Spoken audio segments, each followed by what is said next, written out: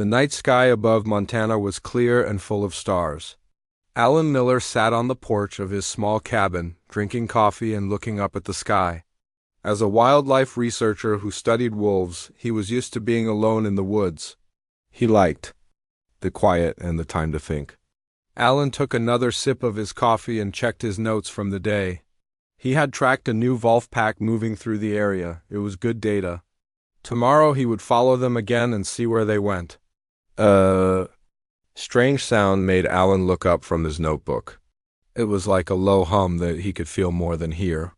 The hairs on his arms stood up. Something was wrong. Then he saw it. A blue light, brighter than anything he had ever seen, cut through the darkness above the trees. It was not the northern lights or a plane or a helicopter. It moved in ways that nothing from Earth could move. What the hell? Alan whispered. He dropped his coffee mug. It broke on the wooden porch, but he did not notice. The blue light grew larger. Now it was directly over his cabin. Alan felt a strange pulling sensation, like his whole body was being lifted by a giant magnet. He tried to grab onto the porch railing, but his hand slipped off. The blue light surrounded him completely. Help! He shouted, but there was no one for miles who could hear him. The world around Alan faded away. For a few seconds he felt nothing at all. Then he was somewhere else. Alan opened his eyes slowly. He was lying on a smooth, cold surface that glowed with a soft white light. He sat up and saw that he was inside some kind of clear box or cage. The walls were like glass, but stronger. When he touched them, they felt warm. Beyond the walls of his cage, Alan could see a large room with curved metal walls. Strange machines blinked and hummed. And there were beings moving around the room. Beings that were definitely not human. They were tall, maybe 7 feet, with bodies covered in hard, shiny sections like the shell of an insect. Each one had 4 arms and moved with quick, careful steps. Their heads had no hair, just more of the shell-like covering, and their eyes were large and made up of many smaller parts, like the eyes of a fly. Alan's heart beat faster. He was not on Earth anymore. He had been taken by aliens. One of the aliens noticed that Alan was awake. It made a series of clicking sounds to the others, and 3 of them came over to look at him. They did not seem angry or scary. They looked at him with what seemed like curiosity. Instead of panicking, Alan took a deep breath. He was a scientist. He studied animals in their natural habitat. Now he could study these beings, and they were studying him. It was frightening, but also amazing. One of the aliens, with slightly darker shell markings than the others, pressed something on the wall. A small opening appeared in Alan's cage, and a tray slid through. On the tray was a cup of water and something that looked like food, though not any food Alan recognized. "Thank you," Alan said, even though he knew they probably could not understand him. The alien with the dark markings tilted its head, as if it was trying to understand. It made more clicking sounds to the others. Alan picked up the water and sniffed it. It seemed like normal water. He was very thirsty, so he took a small sip. It tasted fine. The food he left alone for now. Looking around his cage, Alan saw that. There was a simple bed in one corner and what looked like a toilet in another. They wanted to keep him alive and comfortable. That was a good sign. Alan decided to try to communicate. He pointed to himself and said, "Alan, I am Alan." The dark-marked alien watched him closely. It pointed one of its 4 arms at itself and made a sound. "Zictoral." "Zictoral," Alan repeated, trying to copy the clicks and hums. "Nice to meet you, even under these circumstances." Zictoral made a new sound, something like a low buzzing. The other aliens did the same. Alan wondered if this was laughter or just their way of talking to each other. Over the next few hours, Alan watched the aliens work. They seemed to be running tests and looking at data on screens. Sometimes they would look at him and take notes or pictures with their strange devices. Alan began to realize that he was in a research ship and he was the subject being researched. As a scientist himself, he understood the value of studying new species. He just never thought he would be the species being studied. When the aliens left him alone, Alan checked his pockets. He still had his small notebook and pen. He began, to draw what he saw and write down his observations. If he ever got back to Earth, this would be the most important research anyone had ever done. On the second day, if it was a daytime was hard to tell in the ship, Alan decided to show the aliens that he was intelligent. When Zictoril came to bring him food, Alan held up his notebook. He had drawn simple pictures: the Earth, the sun, the moon, and stars. Then he had drawn humans and wolves. Zictoril made excited clicking sounds and called the others over. They all looked at Alan's drawings with great interest. One of them went away and came back with a flat screen. It handed the screen through. The opening in the cage, Alan took it carefully. It was like a tablet computer, but more advanced. When he touched it, it lit up with colors. He could draw on it with his finger. He drew more pictures, showing the aliens that he understood basic math and science. Zictoril watched Alan use the tablet. It made a series of clicks that sounded different from before. The alien pressed its hand against the wall of the cage. 4 fingers spread wide. After a moment, Alan placed his hand against the wall too, lining up his 5 fingers with Zictoril's 4. It was a simple gesture, but it meant something important. They were 2 different species from different worlds, but they were both curious. They both wanted to learn. As the days passed, Alan's fear began to fade. He still wanted to go home. But he also wanted to understand these beings. They seemed to feel the same way about him. One morning, Alan woke up to find that the wall of his cage was gone. Zictoril stood there, holding out one of its hands. Alan hesitated, then reached out and took it. The alien's touch was cool and smooth. "Where are we going?" Alan asked. Zictoril made a sound that Alan had started to recognize as friendly. The alien let him out of the cage for the first time. Alan was no longer just a specimen. Something had changed. He was about to see much more of the ship and learn much more about the beings who had captured him. And they were about to learn that humans were more than just simple creatures to study. They could be friends.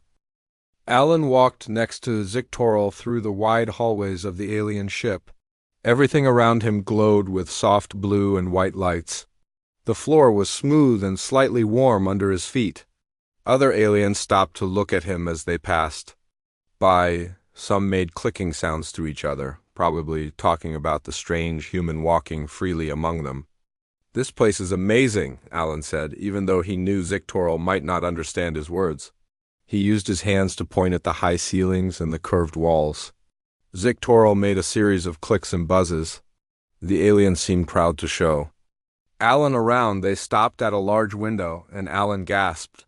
Outside was the blackness of space, filled with more stars than he had ever seen from Earth.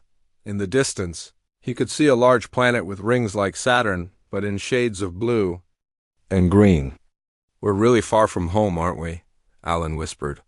Zictoril led Alan to a round room with many screens on the walls.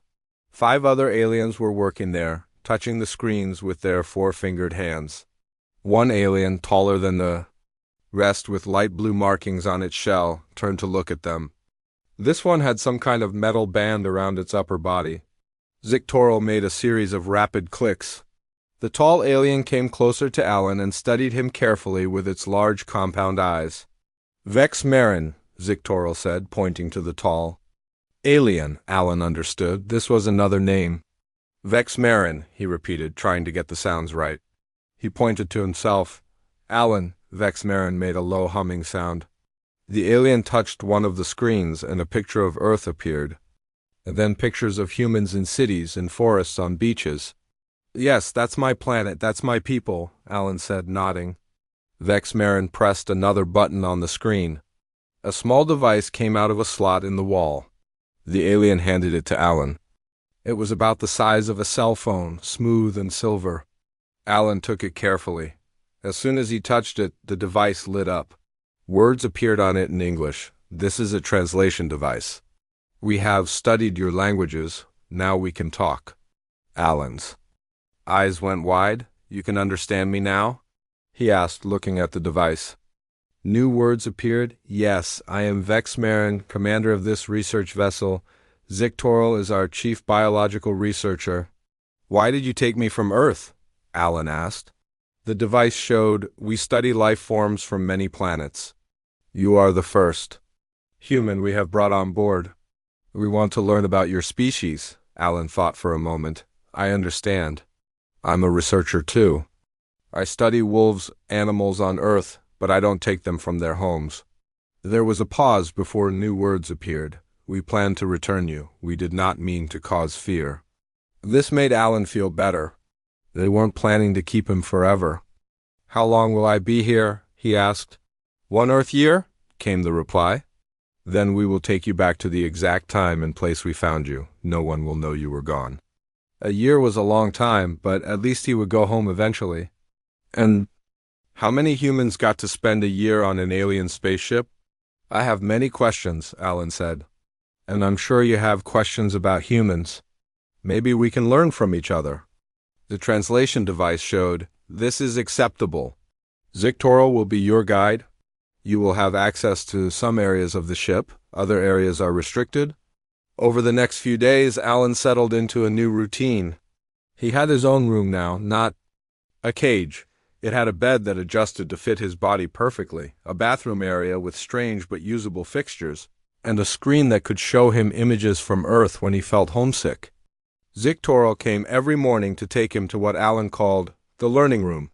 There, they taught each other about their worlds. Alan learned that the aliens called themselves the Krelvax. They came from a planet with high gravity and little water. They lived in large hive colonies, each with thousands of members. They had been exploring space for over 500 years. In return, Alan taught them about Earth. He told them about oceans and mountains, deserts and rainforests. He explained about countries and languages, music and art. The Krelvax were especially interested in human emotions. "You feel things individually?" Zictoral asked through the translation device. "Not as a group?" "Yes," Alan replied. "Each human has their own feelings. Sometimes we feel the same things, but we don't share a mind like your people seem to." "Inefficient," was Zictoral's response, which made Alan laugh. One day, Zictoral brought a puzzle for Alan to solve. It was a complex three-dimensional shape that could be rearranged in many ways. The goal was to make it form a perfect sphere. "Our young one solved this in 3 days," the translation device explained. Alan studied the puzzle. He turned the pieces over in his hands, looking at how they fit together. Then he tried different combinations. After 4 hours of work, he solved it. The pieces clicked together to form a smooth, perfect ball. Zictoral's reaction was strong. The alien made loud clicking sounds and called others to come see. Even Vexmarin came to look at the solved puzzle. "No other species has solved this so quickly," the translation device showed. "Your mind works differently than ours. Not better or worse, just different." The next day, something went wrong on the ship. Alarms made loud, low sounds. The lights changed from blue to red. Alan was in his room when it happened. He waited, wondering if he should be worried. Zictoral came to his room quickly. "We have a problem," the translation device said. "A cooling system for our engines is failing. We have tried our standard repairs, but nothing works. Can I help?" Alan asked, not sure what he could do on an alien ship. Zictoral led him to a large room filled with machinery. Vexmarin and other Krelvax were there, working quickly with their 4 arms moving in perfect coordination. On a screen, Alan could see a diagram of the engine system. The cooling tubes were complex and wound around each other in tight patterns. Alan looked at the diagram. The Krelvax design was very efficient but also very complicated. Sometimes, he thought, the simplest solution was best. "What if you bypass this section?" he asked, pointing to part of the diagram. "Run a single tube directly from here to here. It's less efficient, but it would work until you can make a proper repair." The Krelvax looked at each other. Vexmarin made a series of clicks. Then the commander looked at Alan and pressed a button on the translation device. "We did not consider this. It is too simple for our thinking, but it might work." They tried Alan's solution. It worked. The alarm stopped, and the lights returned. To blue, that night, Vexmarin came to Alan's room. The commander held out a small badge, similar to the one all Krelvax wore. You are no longer just a study subject, the translation device said. You are now a crew member in training. You think in ways we do not. This is valuable. Alan took the badge and put it on his shirt. It felt like the beginning of something important. Thank you, he said. I'm glad I can help. As he went to sleep that night, Alan looked out his window at the stars. He was far from home, but he was not alone. And he was not afraid anymore. 3 months passed on the Krelvax ship. Alan now wore his crew badge with pride. The aliens had made him special clothes that fit better than his old Earth clothes. They looked a bit like blue jumpsuits, but were made of a light material that never got dirty or smelly. Alan had his own duties on the ship now. He helped in the research lab and shared ideas with the engineering team. One morning, Zictoral came to Alan's room earlier than usual. The alien seemed excited, making quick, clicking sounds even before using the translation device. We have a surprise for you, the device showed when Zictoral finally used it. Another human is joining our ship today. Alan sat up quickly. Another human? You captured someone else from Earth? No, the translation showed. She has been with our observation team. She studied your languages and customs from orbit. Now she will help us understand you better. Zictoral led Alan to the ship's docking bay. A smaller ship was just arriving. When its door opened, a woman stepped out. She had dark hair pulled back and wore the same kind of blue jumpsuit as Alan. She looked at him with surprise. Hello, she said in English. I'm Kate Perry. Alan Miller, he replied, feeling strange to speak English to another person. After so long, how long have you been with the Krelvax? 5 years, Kate said. Her voice sounded a bit stiff, like she wasn't used to speaking out loud. I've been on their observation satellite studying Earth communications. Vex Marin approached them. The commander made a series of clicks, and Kate nodded as if she understood. You understand their language? Alan asked, amazed. Some of it, Kate said, the basic commands and common phrases. It's complex. Vex Marin used the translation device. Kate will help us learn more about humans. And she will learn from you, Alan. You have shown us aspects of humanity we did not expect. Over the next few weeks, Alan and Kate spent a lot of time together. At first, Kate was very formal and distant. She seemed more comfortable with the Krelvax than with Alan. She told him she had been chosen for the observation mission because she had no close family on Earth and was good with languages. Don't you miss Earth? Alan asked her one day as they ate lunch in what the crew now called the human dining area. Kate looked down at her food. Sometimes, but I'm doing important work here. The Krelvax need to understand humans before they decide if official contact should happen. Official contact? Alan was surprised. You mean they're thinking about revealing themselves to Earth? It's being discussed, Kate said. Some think humans are ready. Others think you're too ... unpredictable. You say you like you're not human anymore, Alan noted. Kate was quiet for a moment. I've been away a long time. I see things differently now. As days passed, Alan tried to show Kate the things he had learned about connecting with the Krelvax. He taught her games he played with Zictoral, like a version of chess they had created together using Krelvax and Earth rules mixed together. He showed her how he had taught some of the crew to appreciate human music. Slowly, Kate began to relax. Around Alan, she started to smile more. One day, she even laughed when Alan told a joke. The sound of her laughter made several Krelvax turn their heads in surprise. They've never heard you laugh before, have they? Alan asked. Kate shook her head. They think human emotions are inefficient. I tried to be more like them. But you're not them, Alan said gently. And they value you because you're different, not because you try to be the same. A few days later, Vex Marin called both humans to a meeting. The commander explained that the ship would be visiting a Krelvax colony on a moon orbiting the blue-green planet Alan had seen from the window. You will both come with us to the surface, the translation device showed. This is unusual. No other species has visited a Krelvax colony, but the colony leader is curious about humans. The journey to the moon took only a few days. From orbit, Alan could see that the colony was inside a huge dome on the rocky surface. The landing ship took them down to an entrance in the dome.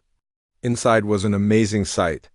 The Krelvax colony was like a giant city made of shiny material that looked like their shell covering. Thousands of Krelvax moved along walkways and worked in large open areas. Young Krelvax, smaller than the adults, were gathered in groups being taught by older ones. The colony leader was enormous, bigger than any Krelvax Alan had seen before. Its shell had gold markings that shimmered in the light. When it spoke, all other Krelvax went silent. "The leader welcomes you to the colony," Kate translated for Alan, not using the device. "This is a great honor." The colony leader took them on a tour. Alan saw how the Krelvax lived together in perfect harmony. Each one knew its job and did it without complaint. They had no crime, no arguments, no misunderstandings. Their hive mind made them work as one. But Alan also noticed something else. There was no art on the walls, no music played anywhere. No one did anything just for fun.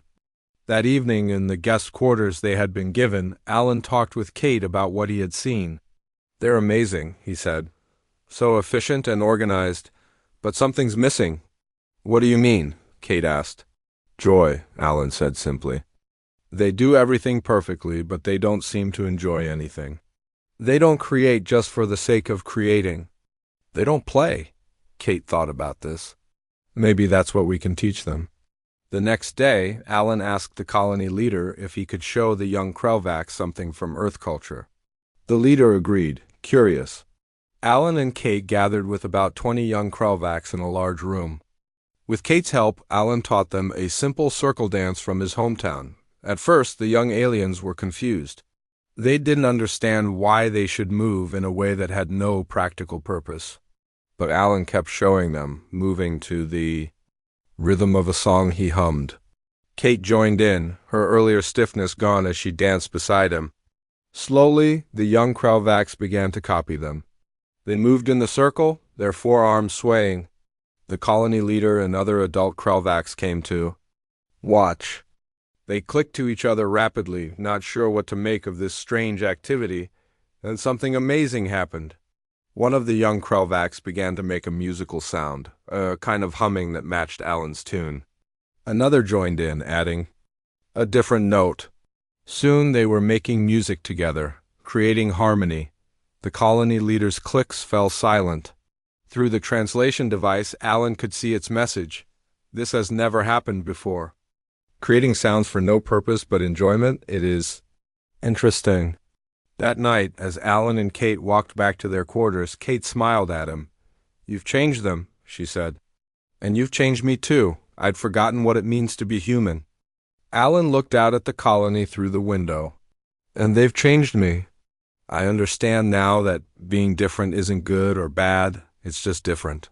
And sometimes different things work better together than apart." Kate nodded. "Maybe that's the message we need to take back to Earth someday." Alan thought about Earth, so far away, he still missed it. But now he had a purpose here that felt important. He was building a bridge between two very different kinds of people.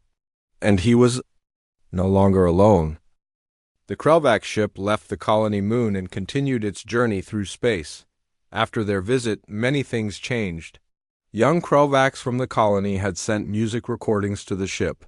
Now these new sounds played softly in some areas of the vessel. Vexmarin had even asked Alan and Kate to teach a group of crew members about human art and music. One quiet day, about 6 months into Alan's time with the Krelvax, alarm sounds suddenly filled the ship. Red lights flashed in all corridors. Alan was in the research lab with Zictoral when it happened. "What's going on?" Alan asked, grabbing his translation device. Zictoral's clicks were fast and sharp. The translation showed, "Emergency signal. From another ship, we must go to the bridge." Alan followed Zictoral through the corridors. Krelvax were moving quickly in all directions, their forearms working rapidly at control panels and screens. On the bridge, Vexmarin stood before a large display showing another Krelvax ship. Kate was already there, looking worried. "What happened?" Alan asked her. "A Krelvax transport ship was hit by a solar flare," Kate explained. Their shields are down and their engines are damaged. They're carrying thousands of eggs and young ones in special sleep chambers. If the chambers lose power, the young ones will die. Vex Marin turned to them, clicking rapidly. The translation device showed, the transport needs special parts to repair their systems. We are the closest ship. We must deliver these parts to them. Can't we just bring the transport ship here? Alan asked. Kate shook her head. The transport is too big to dock with this ship, and it can't move at all right now. Vex Marin pointed to a screen showing the space between their ship and the damaged transport. A field of asteroids floated between them, rocks of all sizes moving slowly. In space. Our main ship cannot go through the asteroid field, the translation showed. Too large, too dangerous. What about a smaller ship? Alan suggested. A shuttle or something? Zictoro clicked rapidly to Vex Marin. The commander thought for a moment, compound eyes shimmering as they often did when the Krelvax were processing complex information.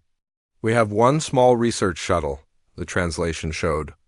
It might fit through the gaps in the asteroid field, but it is very risky. The autopilot cannot handle such complex navigation. I'll fly it, Alan said without hesitation. Everyone on the bridge went silent. Even the clicking sound stopped. You? Vex Marin's translation showed. You are not trained for spaceflight. I've been watching your pilots, Alan said. I've spent time in the flight simulator.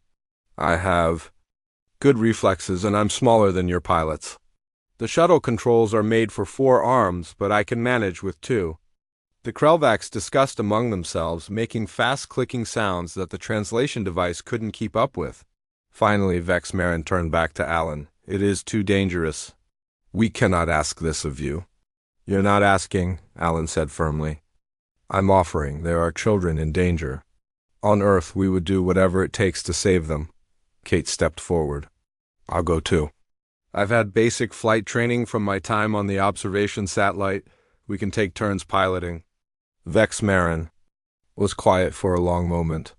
Then the commander made a single, low click. Very well. We will prepare the shuttle and the repair parts. You leave in 1 hour. The small research shuttle was packed with equipment and spare parts. It had just enough room for Alan and Kate in the cockpit. Zictoro gave them special suits to wear. Similar to spacesuits, but lighter and more flexible. These will protect you if there is damage to the shuttle, the scientist explained. They have 4 hours of air and can shield you from the cold of space. Before they left, Vex Marin came to see them. The commander placed one hand on Alan's shoulder and one on Kate's. No other species would risk themselves for Krelvax young, the translation showed. We will not forget this. The shuttle launched smoothly from the main ship. Alan took the controls first, guiding the small vessel toward the edge of the asteroid field. From a distance, the rocks had seemed far apart. Now, up close, they looked much bigger and closer together. This is going to be tricky, Alan said to Kate. Ready? Kate nodded, her face serious but determined. Ready? Alan guided the shuttle into the field. He moved slowly, carefully turning to avoid the floating rocks. Some were small, the size of cars, others were huge, like floating mountains. All were moving slightly, which made the path through them constantly change. After an hour of tense flying, Alan's hands were tired. Your turn, he told Kate. They switched places smoothly. Kate flew differently than Alan, more precise and careful. They made good progress through the field. The damaged transport ship was getting closer on their screens. Then a warning light flashed on the control panel. A large asteroid was moving toward them from the side, hidden until now by other rocks. Hold on, Kate shouted, pushing the shuttle into a steep dive. They barely missed the giant rock, but the sudden move sent them spinning toward another asteroid. Alan grabbed the secondary controls, helping Kate stabilize the shuttle. They worked together, 4 hands moving in coordination like a Krelvax pilot. The shuttle scraped against a small asteroid, making a horrible screeching sound. Damage report? Alan asked, looking at the screens. Minor damage to the outer hull, Kate replied. We're still okay. They continued through the field, working together to navigate the ever-changing maze of rocks. Finally, they cleared the last asteroids. The damaged transport ship was right in front of them, enormous compared to their small shuttle. As they approached the transport, they could see the damage. Part of its hull was blackened from the solar flare. No lights showed in that section. A docking bay opened for them. Alan guided the shuttle in and landed it carefully. The bay door closed behind them, and air filled the space. When they stepped out of their shuttle, they were met by the transports. Captain, a Krelvax with red markings on its shell. It clicked rapidly, then used a translation device. "You are humans," it said, clearly surprised. "We were told help was coming, but not that it would be humans. We brought the parts you need," Alan said, pointing to their shuttle. "Where are the young ones?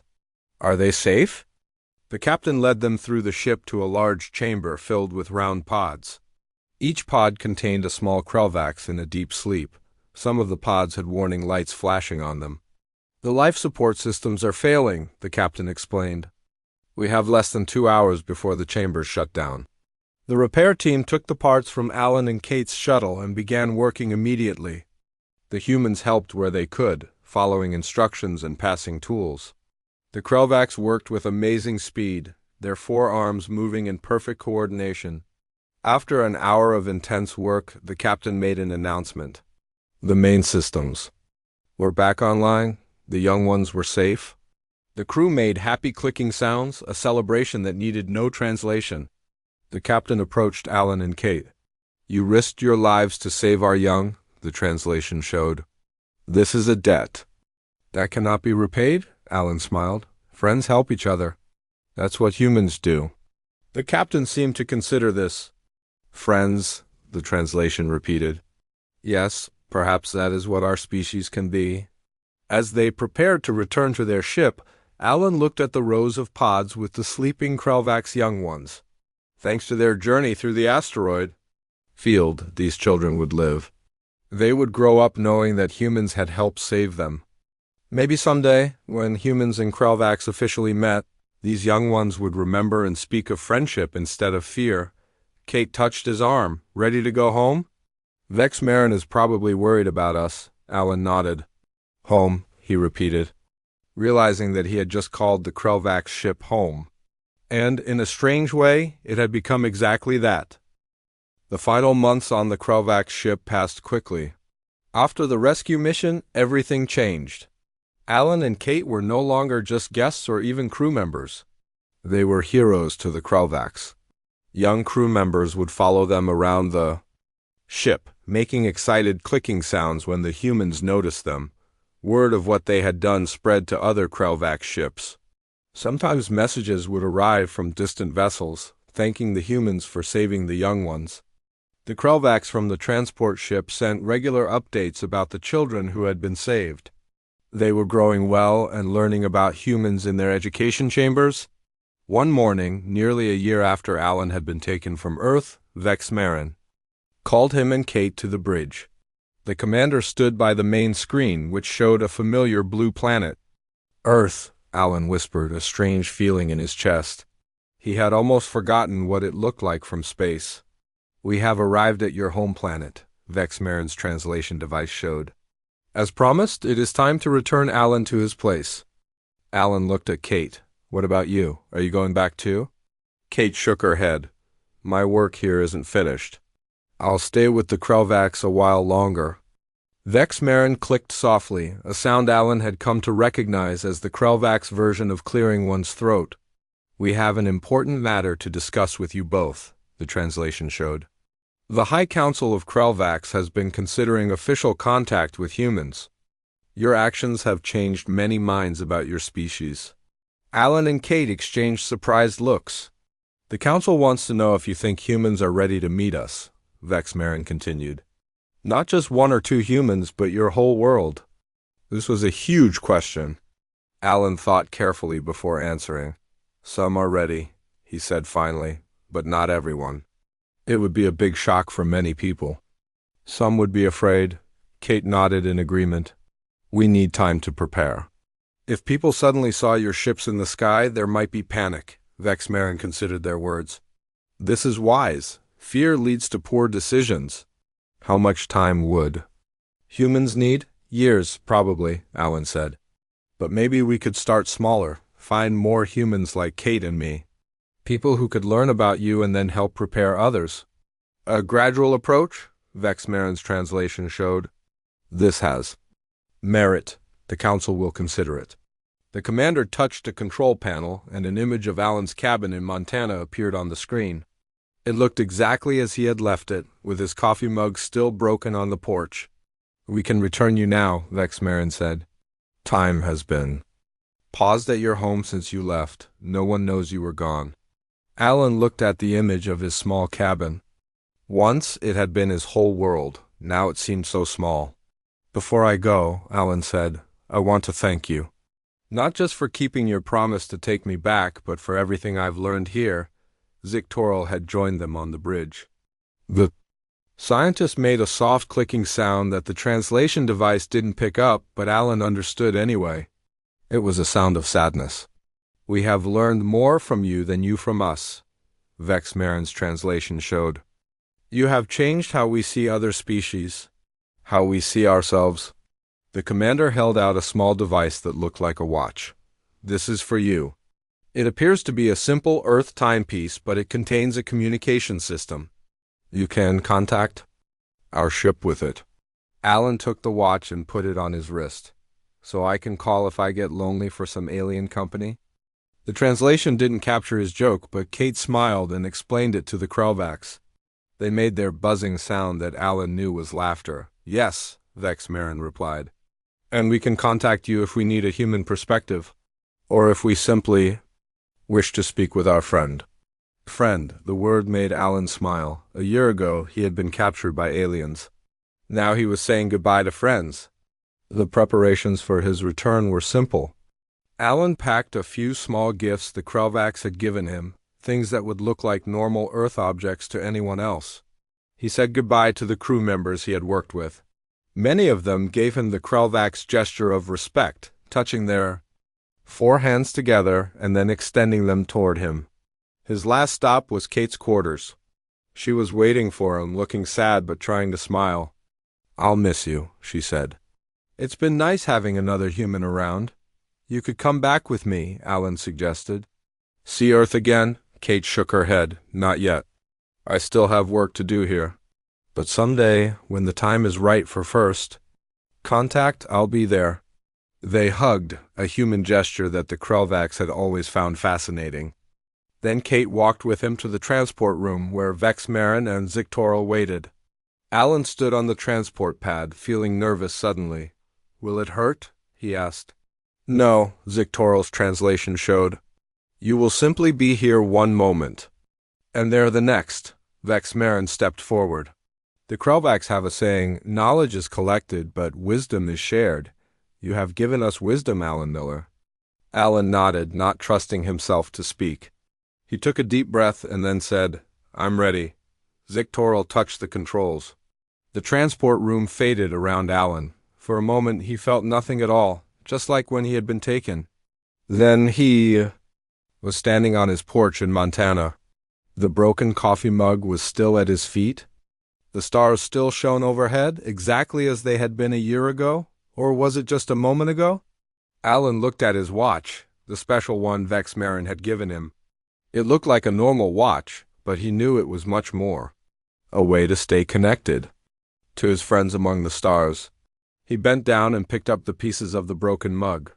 As he did, the watch gave a small beep. A message appeared on its face. Did you arrive safely, friend Alan? Alan smiled and whispered, Yes, I'm home safe. The watch beeped again, acknowledging his response. He looked up at the night sky, knowing that somewhere up there the Krelvax ship was watching. His friends were watching. And someday, when the time was right, Earth would meet them too. In his cabin, Alan found his research notes where he had left them. His work on Volf migration patterns seemed different now, smaller somehow, but also more important. Because now he understood better how all living things were connected, not just on Earth but throughout the stars. He had been captured by aliens. Then he had unexpectedly become friends with them. And now he had a new purpose: to help prepare humanity for the day when they would learn they were not alone in the universe. Alan Miller sat on his porch with a new mug of coffee and looked up at the stars. They didn't look the same to him anymore. Now he knew what was out there. And it was wonderful.